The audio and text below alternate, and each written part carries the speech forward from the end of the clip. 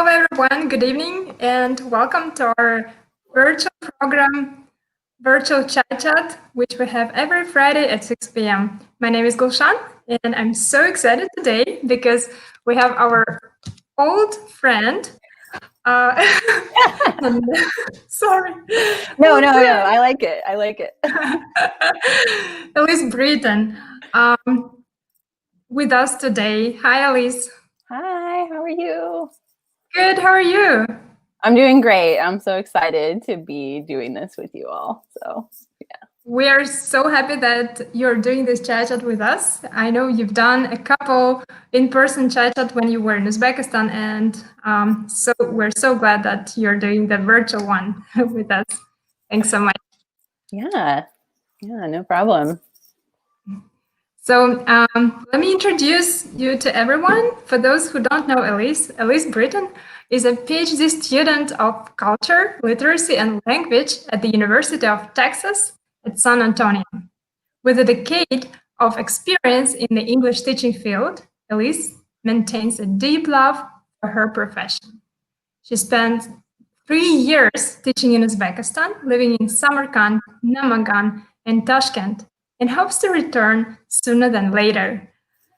Elise, again, that's wonderful to have you here, and we're going to have a very interesting topic today. You will share some interesting facts about language, right?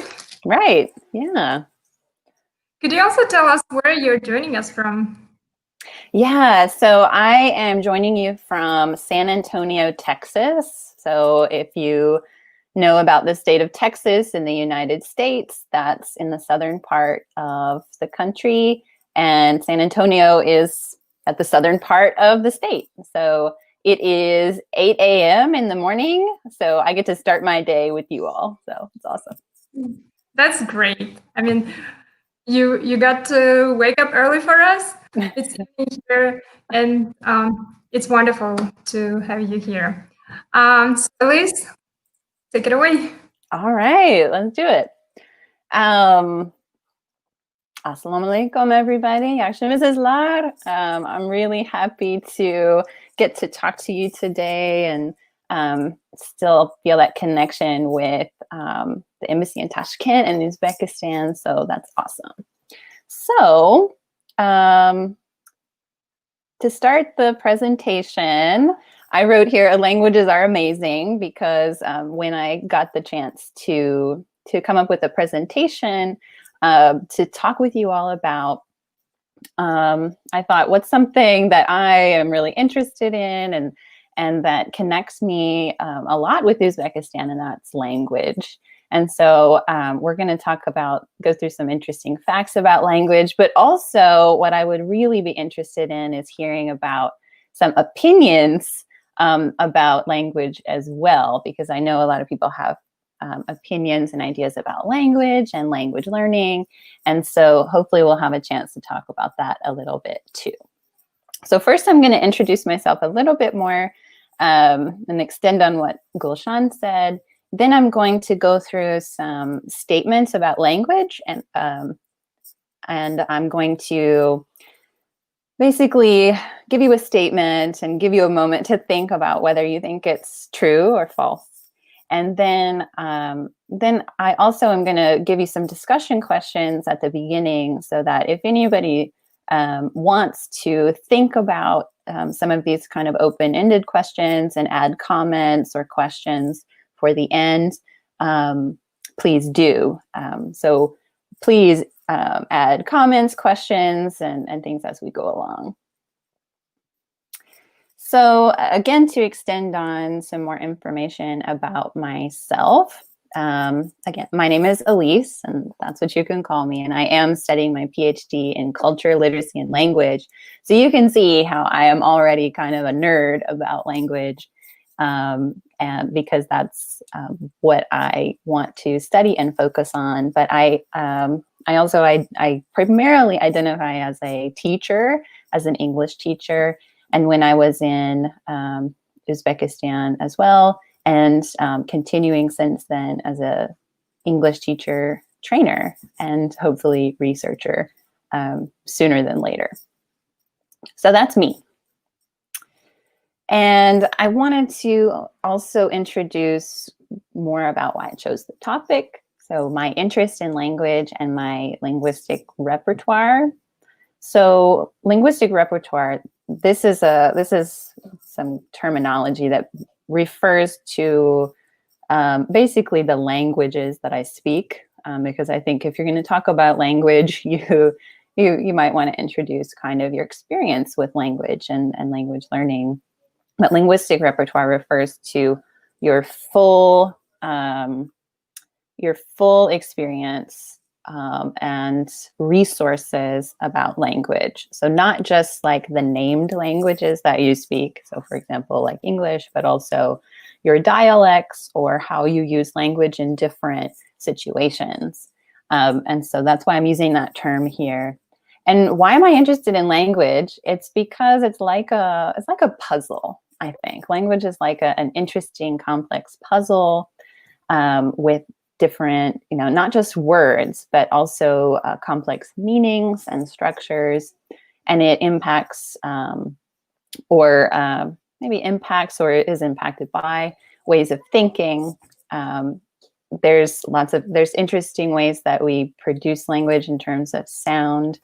And it's very complex. And I compare it a lot, my interest in language, to my interest in music, and that kind of puzzle with all of these interesting pieces working together. So that's why I'm interested in language. And if you are interested in language and language learning, I'd love to know more about what interests you. My experience with languages, of course, you could probably guess that I speak English as my first language, because I am from the United States and I grew up in the United States.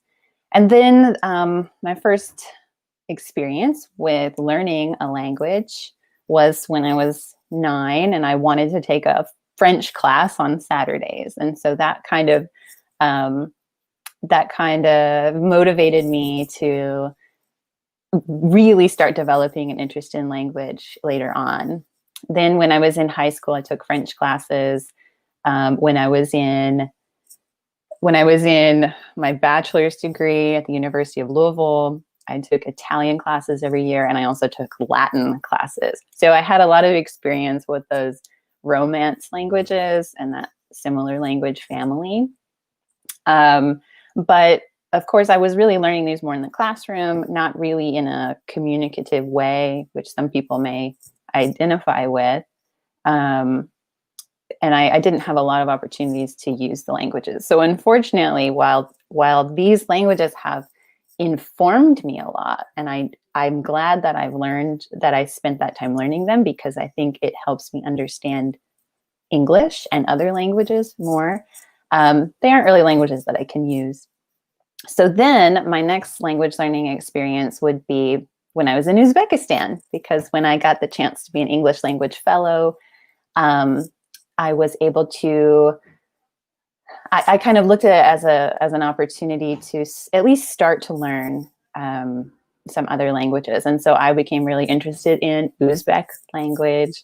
And that's what I primarily attempted to learn during my first year and all the years I was there. And then the subsequent years, my second and third, I also started to learn a little bit of Tajik as well, from the Samarkand dialect. And then in the last year, I started to incorporate some learning of Russian.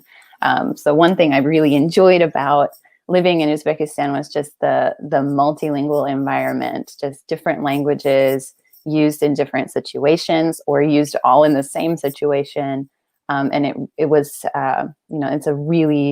it's just a really fascinating thing. And so now I live in San Antonio, where I'm studying. And for those who don't know, in this area of the country and other areas too, but especially in San Antonio, Spanish is a main language spoken here. And although I'm not doing a great job of learning it, that would be one that I would want to learn and that I'm exposed to on a pretty regular basis.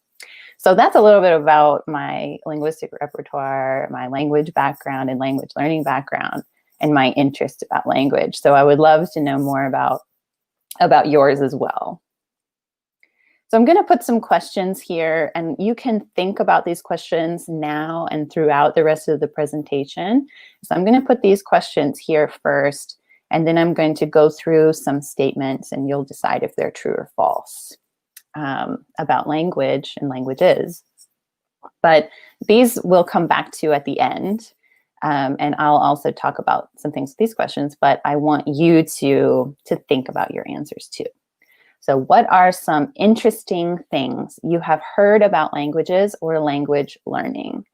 So what I'm asking here, this might be facts, opinions, or beliefs about language or language learning that are more global or universal, or it could be those that are local. So even in Uzbekistan, I've personally heard lots of different opinions about different languages in Uzbekistan. And so maybe some people might want to share some of those, especially from different regions.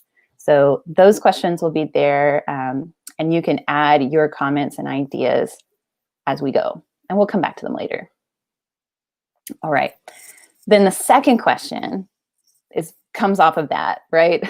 What are some different opinions about languages in your country? So that's what I was getting at with focusing not just on the global ideas or opinions about language, but also about languages in your country, in Uzbekistan, or if we have some people joining us or listening from other countries, how do those compare to other countries? So we have a really great opportunity, I think, to get some different viewpoints about language and how they're used. Okay, so I'm going to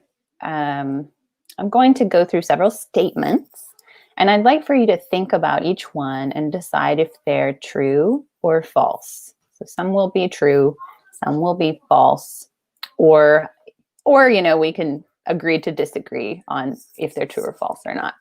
So I will introduce each one and explain the meaning of some terms while you think about it, and you can write your thoughts in comments or questions about it, and then I'll give you the answer. And then hopefully I'll be able to review some of those things that you said about it as we go, or after we go through each statement.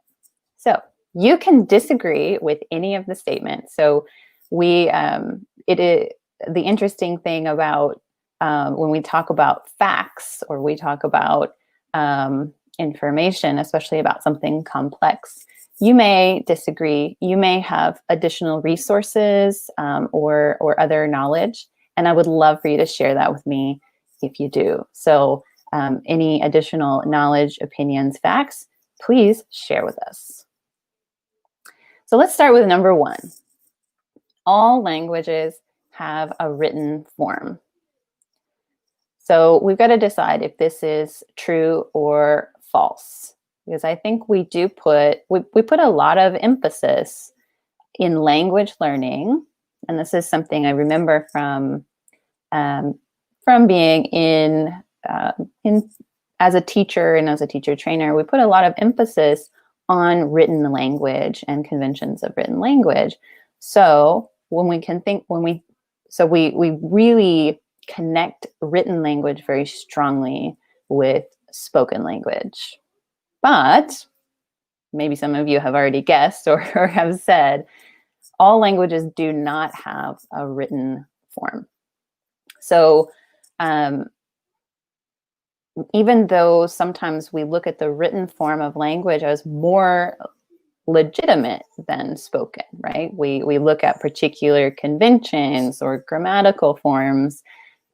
Written language is really very different, especially if we think about English.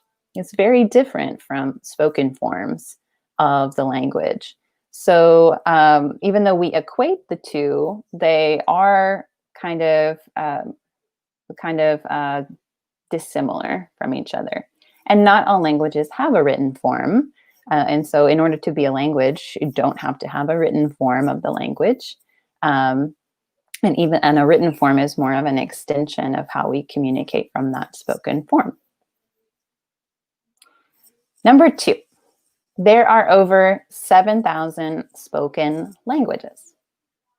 So you'll have to think, now that we talked about written language, and we said that is false, that not all languages have a written form, then let's talk about the spoken languages. Do we think that this is true or false, that there are over 7,000 spoken languages?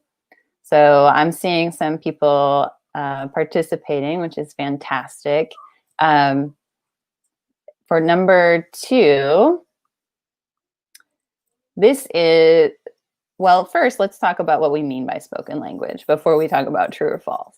So when we talk about language, sometimes we think more about kind of broad categories of language. So for example, we think about the most commonly spoken languages, English or Spanish or Chinese or Arabic, and things like this.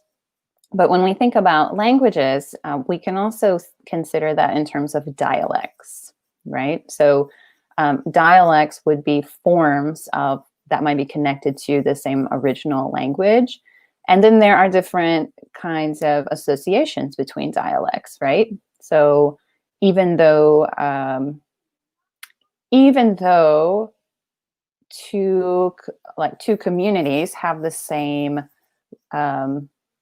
are connected in the same language family or even near each other, they may speak dialects that are sort of similar so that they can understand each other very well, or they may speak dialects that are so different, even though they're from the same language per se, that that they cannot easily understand each other. So when we think about languages, we could consider that in terms of dialects. So there are over 7,000 spoken languages and dialects when we consider that. There are much, as we talked about before, there are much fewer written languages. I think maybe half of that, depending on which source you look at. And then we also, of course, we don't want to forget that there are also sign languages. And there's, of course, no single sign language. And there's probably one source said between 138 and 300 different types of sign language used around the globe today. So I think this is a really interesting thing, that even though we can't name but a few languages, there are really so many that exist. And yeah, I think the number that I looked up most recently was 7,117 languages that are spoken today. But that is a really difficult number to lock down, because the interesting thing about language is that it's in flux. It's changing. It's changing all the time. So languages are in flux. The world is in flux as the world changes and as people interact with each other in different ways. But unfortunately, a lot of these languages are endangered. So one source said 40% of languages, when we consider them from this list, are endangered, meaning that they have like fewer than 1,000 speakers. So they're endangered of being out of use. And you can give your opinions about that. What do you think the implications of that are, that so many languages are in danger of being no longer used? But we'll move on, because I always think that's an interesting one, that this is true, that we have so many different languages and dialects.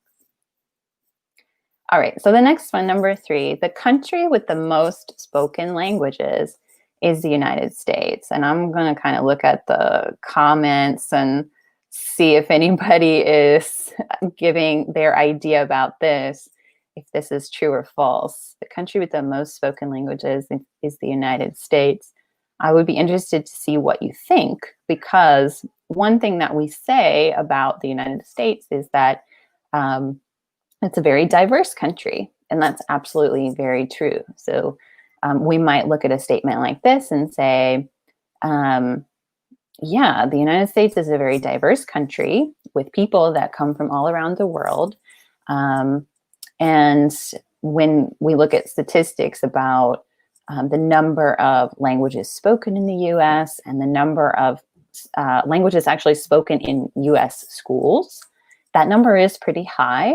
Although I don't have the number in front of me, maybe it's like 350, something like that, if I remember correctly. Maybe somebody will have to look that up for us.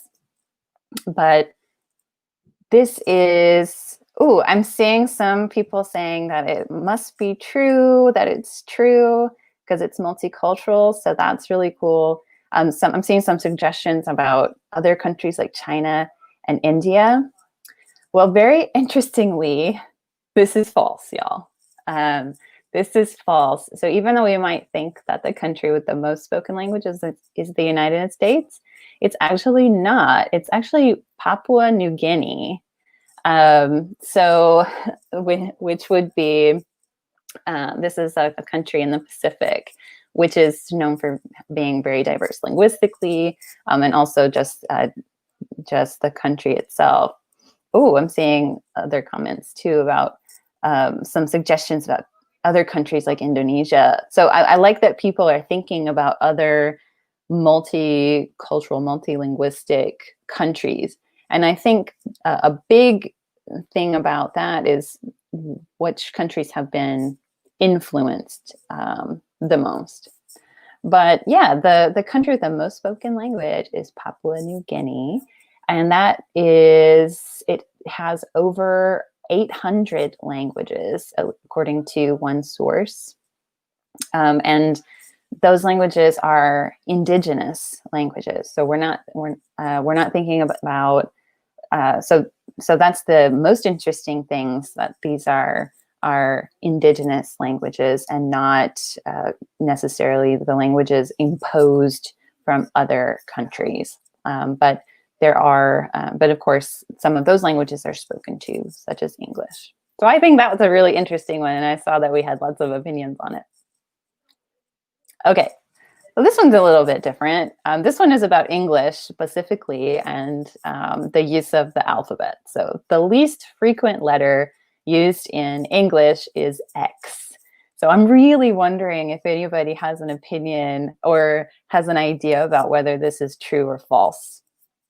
Because we do know, I think anybody who's been learning English or familiar with English knows that there's some letters that we just don't use very often. And X is definitely one of them. So you'll have to give us an idea of if you think it's, if this is the least frequent letter. While you're thinking about it, I'll tell you what the most common letter in English is. It's E, which I'm really happy about because my name starts with E. But it's E is actually a really common letter in other languages as well. So this is a really, it represents a very common sound across a lot of different languages.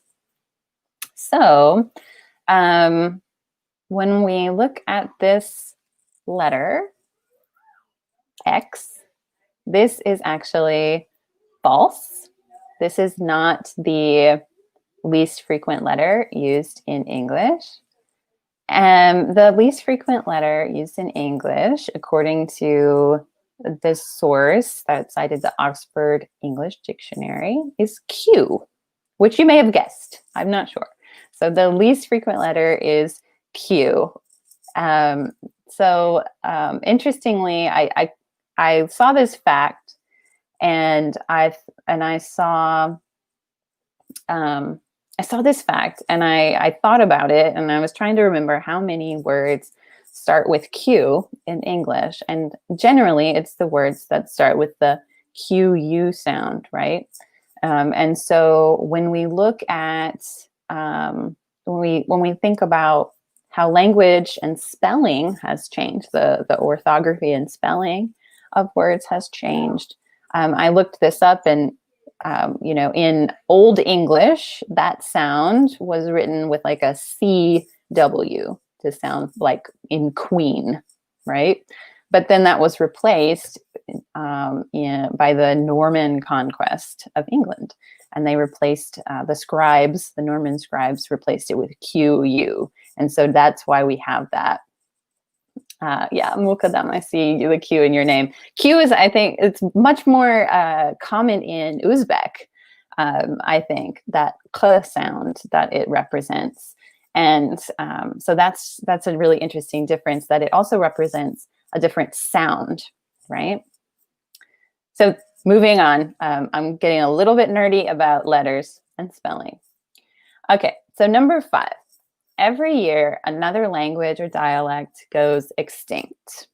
So I want you to think really carefully about this one, about what you think.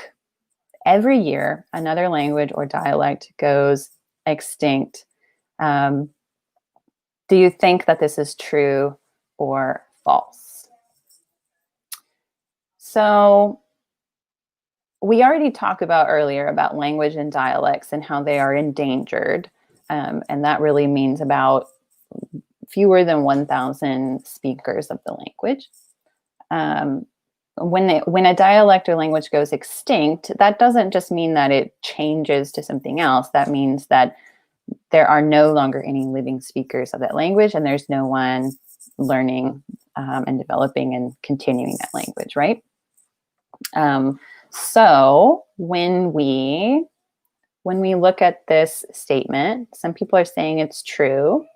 And I'm going to say, yes, it's sort of true, but not true enough. Because the source that I'm looking at says every 2 weeks, another language or dialect goes extinct. Which I was kind of shocked by that statement, which of course we can check. Always fact check me.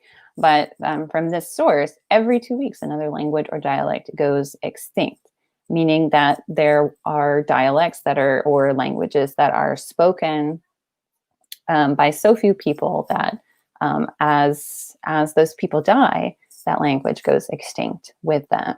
So I think that is a really powerful statement to make us think about the implications of that and what that means to a language and even a culture that may go along with it. So so quite a few languages are considered to be in danger of dying out. And so you might want to think about what that means to you, and the reasons for that. I think that the implications of that would be that, yes, there are languages change, languages influence each other, and languages evolve, and that may leave behind some uses of language, right? We can't get away from that. But when we're looking at language in terms of how other more dominant languages impose, are imposed on people, and that is the reason why those languages cannot be maintained, maybe because of what's required in education systems and things like that, then we need to maybe consider what that really means and the implications of it. So I won't go too much further down that road, but I'd love to hear your opinions about it. We've got 3 more statements. So number 6, the shortest alphabet is 12 characters long. So we've gone back to alphabets. I would be really interested to see if anybody had a guess about this or actually knows the answer. What do you think? The shortest alphabet is 12 characters long. The alphabet in English is 26 characters long. Maybe some others could share the numbers of characters in other alphabets that they know. But what do we think? Do we think this is true or false? So, I mean, the English alphabet doesn't seem very long. It's 26 letters, but 12 characters seems pretty short. But this is actually true, according to the source. The language, so the shortest alphabet is 12 characters long, and this is Rotakas, which is one of those languages that is in Papua New Guinea. And it's spoken by about 4,000 people, something like this, on an island. So I think that's really interesting that it's not only the number of characters in the alphabet, but the number of spoken phonemes that they represent are few. So languages don't have to have the same number of sounds or phonemes or characters in the alphabet. They can vary very differently. And of course, you all know that alphabets are not the only ways to write language, which we can use different types of characters that represent symbols or others. And interestingly, the source also said that the longest alphabet has 74 characters, and that was the Cambodian language Khmer. Okay, number 7. Learning a second language can make you smarter. Now, I think we're going to have lots of ideas about this. Learning a second language can make you smarter. What do you think? Do you think this is true or false or something else?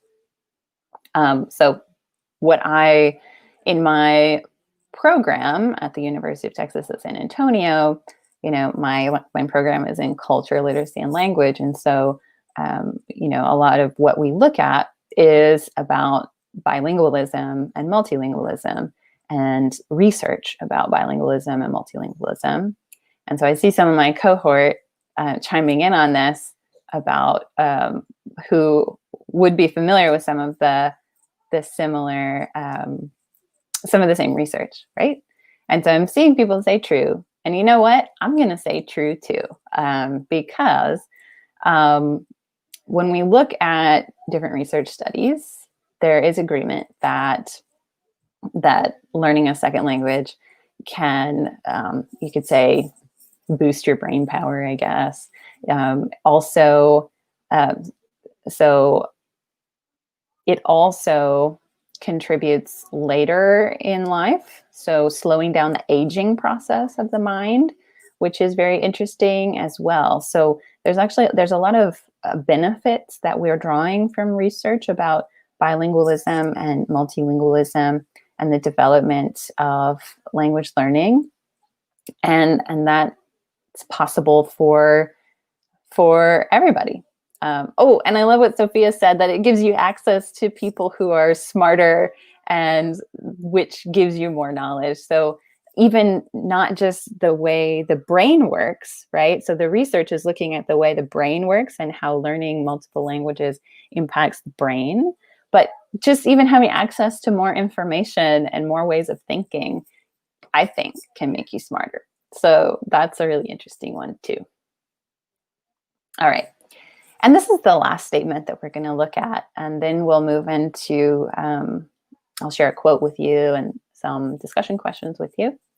And then we'll end the presentation and see if there's any other questions or ideas.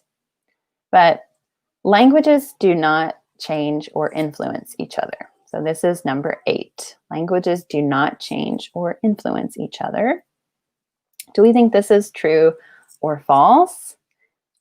I think that probably you would say that this is false, especially based on some of the things that we talked about already.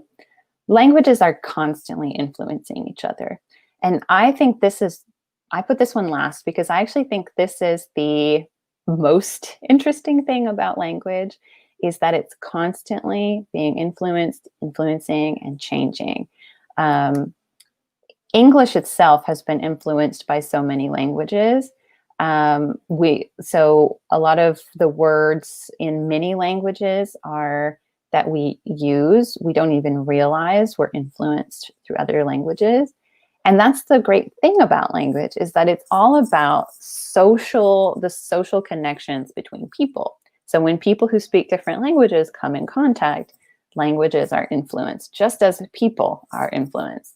So I think this is the most interesting thing about language, is because it shows a lot, it demonstrates a lot about people, societies, and how people are connected all around the world. And so language is one way that we are. So that's one of the most interesting is not the word, just exciting and incredibly mind-blowing thing about language when you consider what it means about people. Okay, so those are my 8 statements, my 8 facts, if you will, about interesting facts about language. And so as we begin to kind of close the presentation, I was using this template for this presentation. It had a spot for a quote. So I thought, oh yeah, well, we got to have a quote about language. So here's one that I wanted to share with you. One language sets you in a corridor for life. 2 languages open every door along the way. And this was a quote from Frank Smith, who is a psycholinguist, and is has a big influence on literacy, area of literacy and teaching and reading.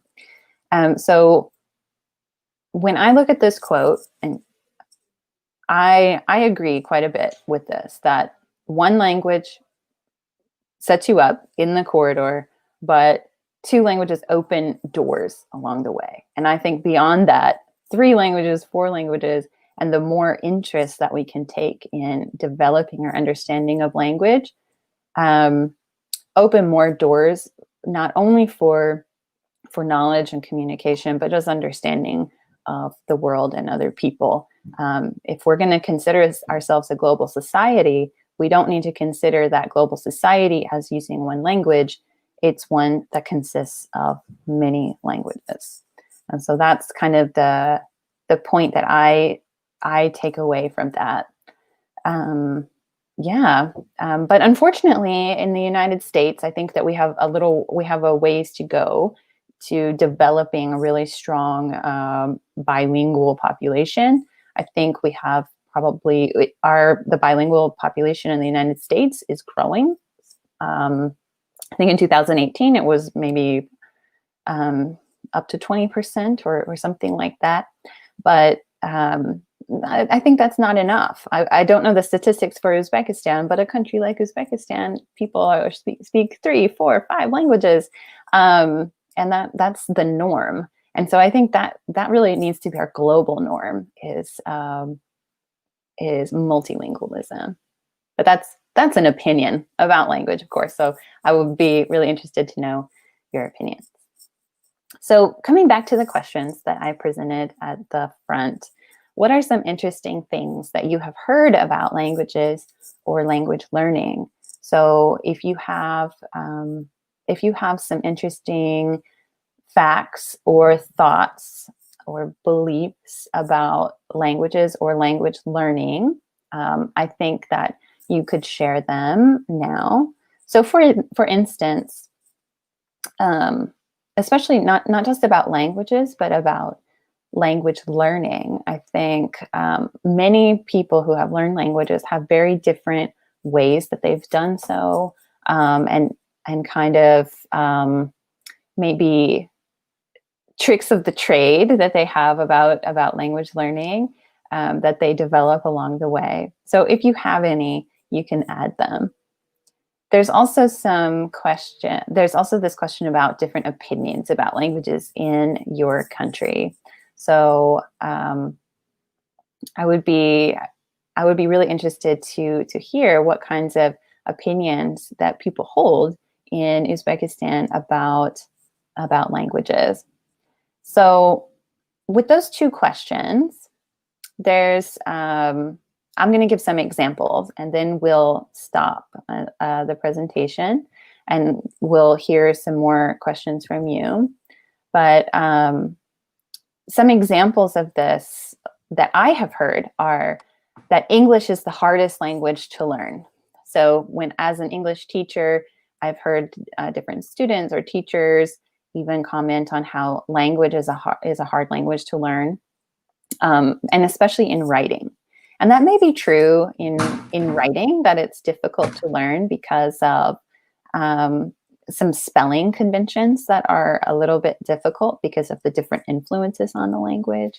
But I would say that this is something that I don't personally agree with, an opinion that I agree with, because I think all languages are kind of hard to learn because they're going to be different. But it really also depends on what your first language is. I saw here, Fernando said, it's more easy for children to learn languages. And this is another one I've heard too, that it's easier for children to learn languages and older people cannot learn a language.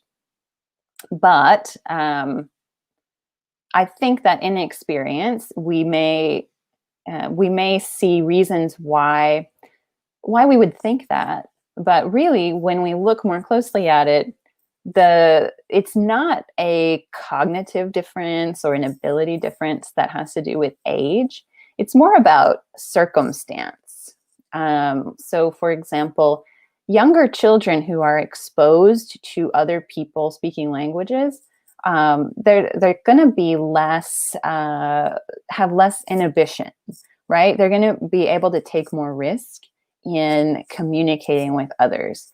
Whereas older people, we might feel worried about, doing something wrong or something like that. So, which can inhibit that learning. And of course, one thing that children, very young children, have going for them is that they have not, they're still more perceptive to different phonemes and different sounds. But as we get older, it's harder to, it is a little bit harder to differentiate those sounds without lots and lots of exposure and practice. I also have heard that some people think that some languages are more beautiful than others, which is an opinion that you can have. But I actually don't agree with that either, because that is definitely an opinion. Whenever you say something is more beautiful or less beautiful. But we have lots of stereotypes about the ways that languages sound, which I think is very interesting. And then also, and this is true about where I'm from. I'm from the state of Kentucky. It's a southern state. And a lot of southern states have particular dialects of English that some people believe reflect the person's intelligence. So when you hear a certain dialect, there are stereotypes in society that say that dialect is a demonstration of low intelligence. Or there might be dialects like standard American English or standard British English that are associated with academia or higher intelligence. But again, we need to look at that. That is an opinion and stereotype that we need to be really careful with, because the dialect that you speak does not necessarily reflect your intelligence. So with that, I see some comments and things happening here. Yeah, so Elise, I'll stop. you, I'm sorry, we have some questions here, and I want people to hear answers from you while we are live. Okay. Thanks for wonderful examples and opinions. And we also will give some time to people to think about the questions. And please go ahead and put your questions in the comments if you have answers to questions Elise has posted. So the question from Davron Akramov: what is the best book for English grammar studying? Ooh. Can you recommend anything? The best book. Well, when I think about that question, what is the best book for grammar? I think that's another one where lots of people are going to have different opinions. The ones that I have, and also I don't have exposure to all of the books that are available, but the ones that I've used were Grammar in Context, and then the Azar grammar books, which a lot of people have liked. But it really depends on what you want to get out of it. So do you want a book that that you're going to look through and you want to really dig into rules about language just because you really want to know, or do you want to are you wanting to develop your use of language? So a book like Grammar and Context tries to put that put those structures and grammar into a context of use in the language. So that's the one I have the most experience with, but I'm sure others have other great recommendations. Thank you so much. So we have next question from Abdurrahman Valijonov. He's asking, what do you think are the most difficult aspects of learning a foreign language? I mean, common difficulties that most people have faced before. Yeah, I think that, and I'm speaking from experience, again, an opinion. I think that difficult aspects of learning foreign languages, the main one is kind of an attitude or what's the word? Is it attitude or approach to language? So if you go into it thinking like, I'm not going to be able to do this, or I need to be perfect, or I don't understand everything, and so I cannot speak the language. I think that attitude is actually the biggest difficult aspect of learning foreign languages. So for example, even in my experience, I have been a language learner that has kind of put up a wall, that type of wall that keeps me from taking risks, that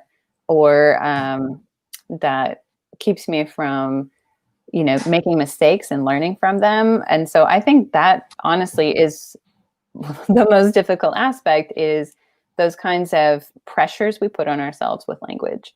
If we can break those down and not be afraid to make mistakes, and just focus on learning to communicate, I think that makes a big difference in how we learn. Mm-hmm. Thank you. And second question from Abdurrahman Valijonov. Do you think it is possible to learn 2 or 3 languages at once for those who started learning it from zero? If so, please inform us how. Yeah. Well, when I think about this, I think about it depends on your idea. Number one, what is your idea of learning a language? So how do you know when you've learned it? Like, what is your standard? So is it, I can go and I can have a conversation, or I can go order a coffee if I go to somewhere where they speak it, or is it I can talk about geothermal dynamics and give a presentation in a university? You got to consider what your goal is with the languages. And so is it possible to learn 2 or 3 languages at once?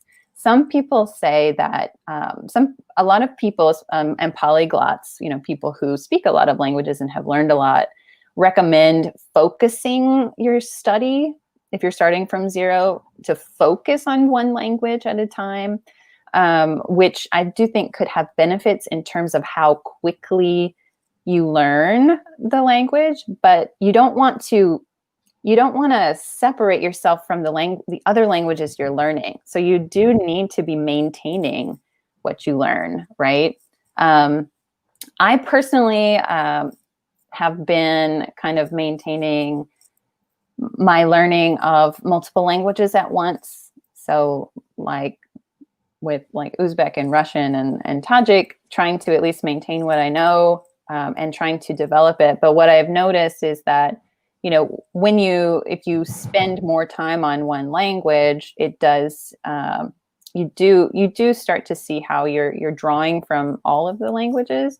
So if you want to be more focused, I think you could focus on one, but you've got to, it's 2 things. You got to determine, what does it mean that I've learned a language? So what is your goal in the language?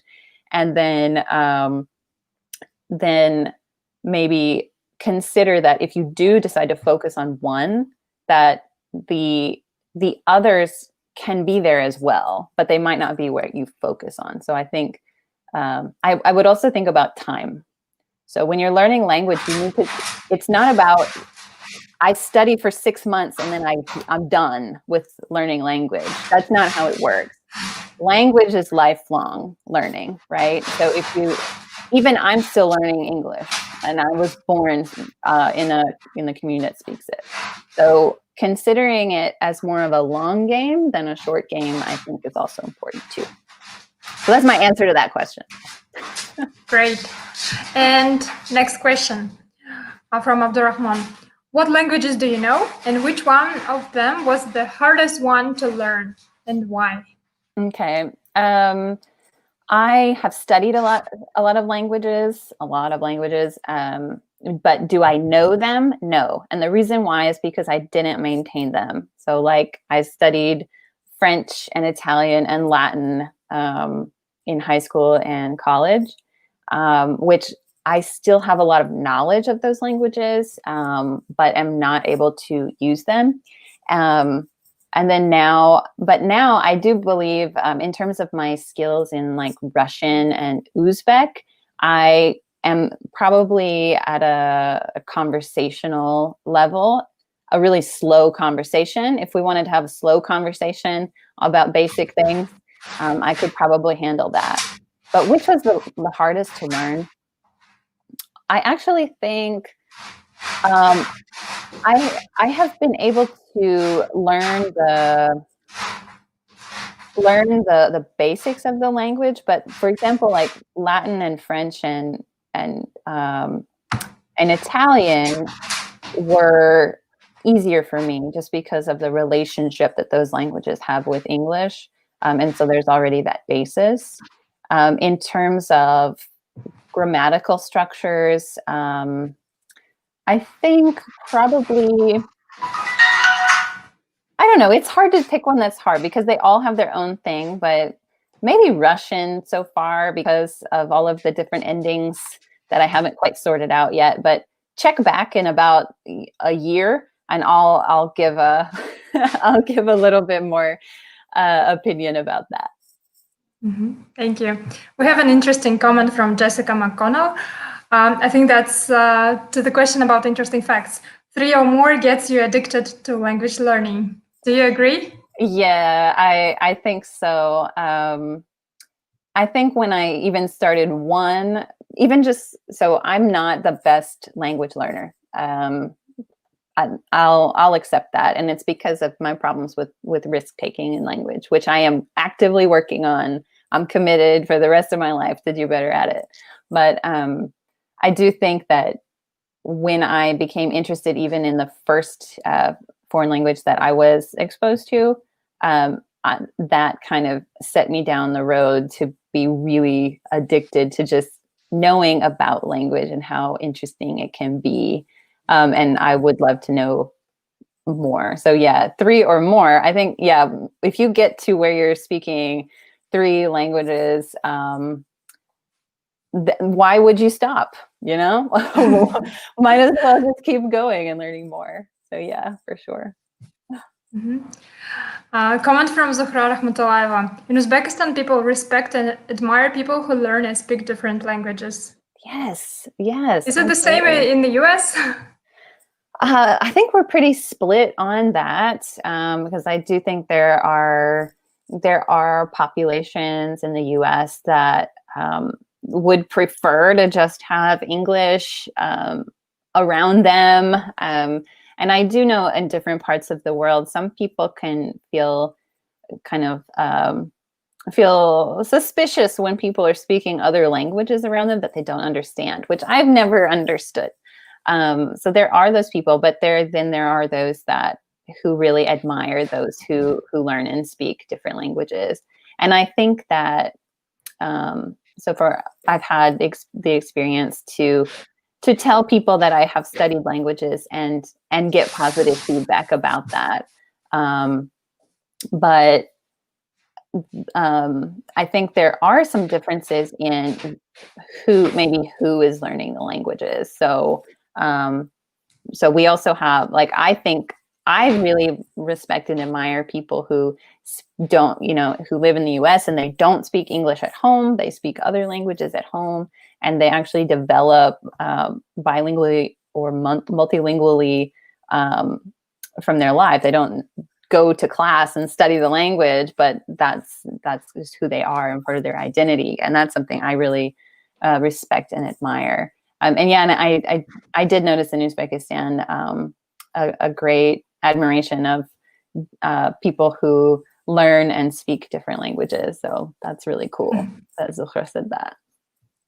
And to add up to the same idea, Nargiza Masharipova is commenting that in our country, in Uzbekistan, most of the people try to learn English.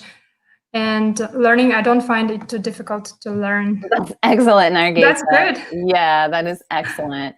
And I like that attitude. I think that even if you are having a frustrating time with learning a language, just take a breath and break it down into smaller steps, because as long as you're exposing yourself to the language, you're always learning, I think. So I love that attitude. Like, I don't find it too difficult. I'm doing it. That's awesome. And also, I think in Uzbekistan, there's a lot of experience with learning different languages. There's just, it's more common, maybe compared to other places, and so that may contribute to that attitude. So. Mm-hmm. And we have a question from Abdurrahman. He's asking, what do you think is the best way of improving your listening skills in English that you can recommend us? And how can we improve that? Yeah, listening skills. So with listening skills, it's going to depend on your level, but I would say, especially in English, there are a lot of different resources at different levels. So but I do think this is a skill that, let's say you don't have a lot of exposure to that language just in every day. It's something that you have to actively seek out and seek out listening practice. So I have seen some different techniques that people use, like listening to like finding TV shows or social media videos or posts and things like that, and trying to even like listening to small sections at a time. So I don't recommend there's different types of listening skills. So if you're wanting to deal with more extensive listening, you might listen to larger chunks, and it doesn't matter if you understand everything or not. You just try to get the gist and practice with listening. But if you want to focus more on those discrete skills, you can still use those kind of like authentic sources like videos or shows or news or things like that. But break them into small chunks so like a couple of minutes that you listen to, and you can even try to speak along with the speaker. So this is a technique that I've seen some people try, that they focus on a small chunk of the listening piece or the show or whatever, and try to speak along with the speaker, and try to catch the things that they miss. And then Andrew noted adding the subtitles to that as well. So you can add several stages to that you listen to that small chunk. And if it has a transcript or subtitles, then first you listen, then you check, what did I not understand? Listen again, check the subtitles or the transcript, and then listen again. And so those kinds of activities will help tune you into some of those things that you're missing, because listening is so much different than reading. We don't have spaces in between every word that help us distinguish the words. And so that's, I think, one way to do that. All right, wonderful. Question from Lyubov Andreeva. Some people say that they are not talented at learning languages and they do not want to start learning. Do you think that is true, or they're just lazy? Oh, yeah, I like that question a lot. That maybe I think that people do have different kind of different qualities or characteristics that contribute to learning language, but I do think that everybody has the ability to do it. And I don't think that talent is something that should keep you from learning a skill. So language, it's a skill, it's a tool.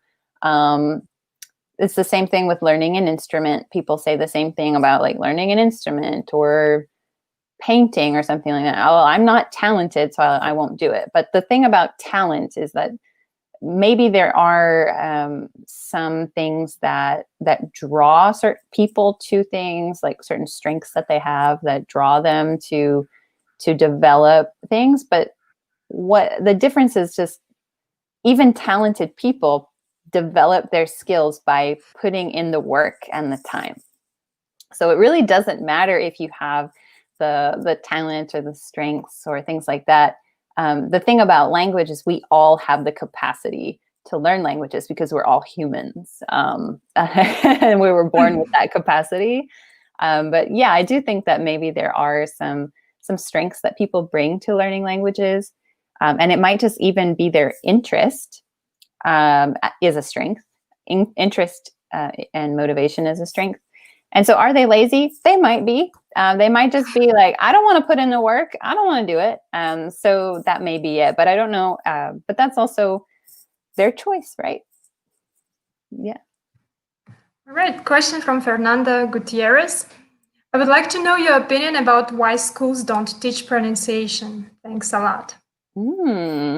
Okay. Well, I would be, without a lot of context here, without a lot of context about where we're talking about and the schools and what we mean by that, it would be really hard. But maybe what's meant here is that there's not like an explicit focus on pronunciation. Like today, in the next 15 minutes, we're going to, I'm going to say some sounds and then you're going to repeat the sounds to me, like this kind of thing.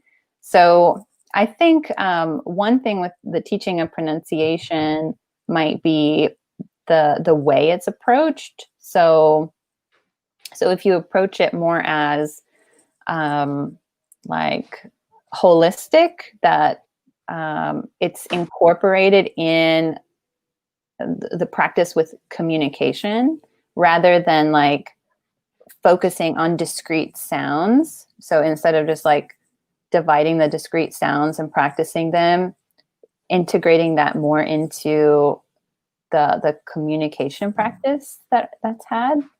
Another issue might be some,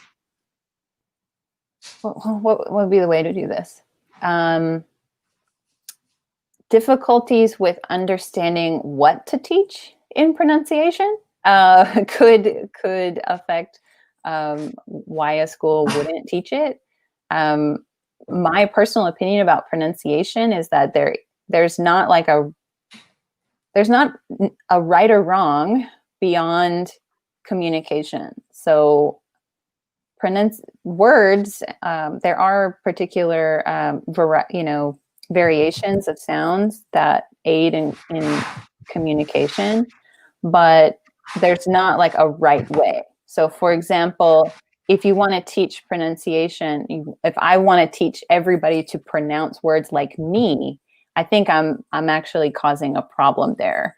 What I really want to do is I want to teach people to pronounce in ways, and also not only pronounce but listen to others in a way that is connected to communication. So if I understand you, you pronounced it right.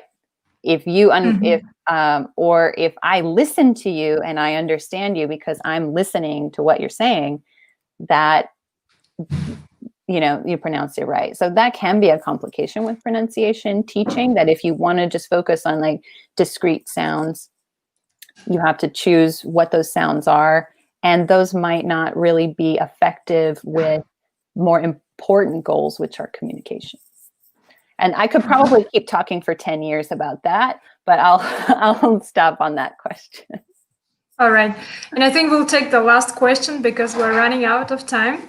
It's a question from Abdurrahman. So what languages are there that are spoken mostly in the USA after English? Top 3 most spoken languages. Oh, I don't know the statistics, but I would say Spanish is one. I know some of my colleagues are there who might have the idea, but I definitely know Spanish is on that list. And then I did look at the list of languages after this, but the next 2 on the list, I'm not sure. Jessica's saying Spanish and Mandarin would be next. But I think, but I'm not sure after that, but definitely Spanish is on the list. All right, thanks so much. So I think we have to wrap up now. I wish we had more time. It's already that time. Yeah. Elise, it was so interesting, so many interesting facts, and I'm so happy that we did have back and forth with our audience. People were talking, giving their opinions, and thanks so much, Elise, for making this happen. That's really great seeing people communicating with us. Yeah, thank you all for your interest and for participating. And I've seen there, the fact that everybody participated, I see a lot of great suggestions for those of you who are really interested in language learning from professionals here, like some people in my cohort there are giving some great suggestions, and some Uzbek listeners are giving some great suggestions and ideas about language learning too. So this is awesome. I really love what we've created here. Yeah, and we hope that we will see you in Uzbekistan someday, and you will do another chai chat in person. So please think about visiting us. Yes, I'm thinking about it every single day, every day. So hopefully that will happen, and sooner than later. Yeah. All right. Thank you, Elise. Thank you, everyone, and have a wonderful weekend. And I want to remind everyone that next week we are meeting at the same time, same YouTube and Facebook channels, and we're going to have a conversation with information technology specialists from the U.S. Department of State, Leonard House, who will be talking about cybersecurity. Don't miss that conversation. That's awesome. And all right, we'll see you later. Bye, everybody. Thank you so much. Bye.